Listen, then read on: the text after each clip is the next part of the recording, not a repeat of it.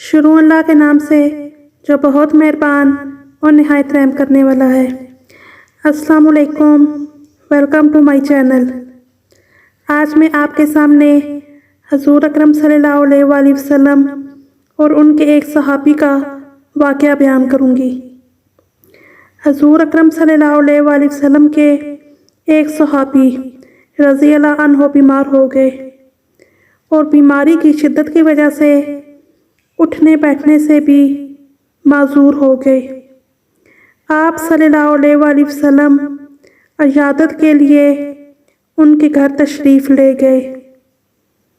بیمار صحابی نے جب آپ صلی اللہ علیہ وآلہ وسلم کو دیکھا تو خوشی سے ایک نئی زندگی محسوس کی اور ایسے معلوم ہوا جیسے کوئی مردہ اچانک سے زندہ ہو گیا ہو۔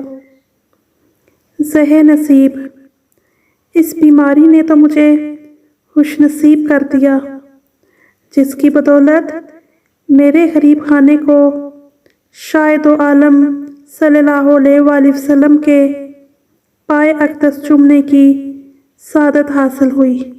اس صحابی رضی اللہ عنہ نے کہا، اے میری بیماری، بخار اور رنج و غم، اور اے درد اور بیداری شب، تجھے مبارک ہو، بس سبب تمہارے اس وقت نبی پاک صلی اللہ علیہ وآلہ وسلم میری عیادت کو میرے پاس تشریف لائے۔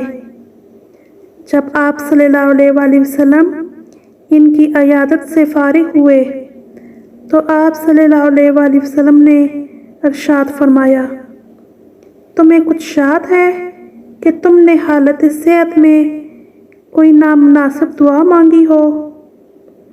انہوں نے کہا، مجھے کچھ شاد نہیں کہ کیا دعا کی تھی۔ تھوڑے ہی وقفے کے بعد حضور اکرم صلی اللہ علیہ وآلہ وسلم کی برکت سے ان کو وہ دعا یاد آ گئی۔ صحابی نے عرض کیا کہ میں نے اپنے اعمال کی کوتاہیوں اور خطاؤں کے پیش نظر یہ دعا کی تھی کہ اے اللہ، وہ عذاب جو آخرت میں آپ دیں گے وہ اسی عالم دنیا میں دے دیں تاکہ عالم آخرت کے عذاب سے فارغ ہو جاؤں۔ یہ دعا میں نے بار بار مانگی، یہاں تک کہ میں بیمار ہو گیا اور یہ نوبت آ گئی کہ مجھ کو ایسی شدید بیماری نے گھیر لیا کہ میری جان تکلیف سے بے آرام ہو گئی۔ حالت صحت میں میرے جو معمولات تھے، عبادت اور ذکر الہی اور وظائف کرنے سے عاجز اور مجبور ہو گیا۔ برے بھلے، اپنے بیگانے سب فراموش ہو گئے۔ اب اگر آپ صلی اللہ علیہ وآلہ وسلم کا روئے اقدس نہ دیکھتا تو بس میرا کام تمام ہو چکا تھا۔ آپ صلی اللہ علیہ وآلہ وسلم کے لطف و کرم اور غم خواری نے مجھ کو دوبارہ زندہ کر دیا ہے۔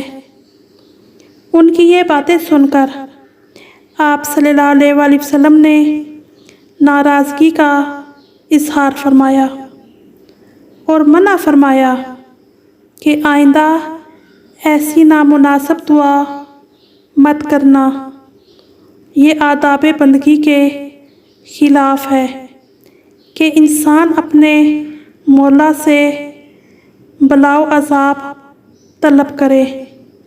انسان تو ایک کمزور چیونٹی کی مانند ہے اور اس میں یہ طاقت کہاں کہ آزمائش کا اتنا پہاڑ اٹھا سکے۔ صحابی نے عرض کی کہ اے شاہد و عالم صلی اللہ علیہ وآلہ وسلم، میری 1000 بار توبہ کہ آئندہ کبھی ایسی بات زبان پر لاؤں۔ میرے ماں باپ آپ صلی اللہ علیہ وآلہ وسلم پر قربان، اب آئندہ کے لیے میری رہنمائی فرمائیں۔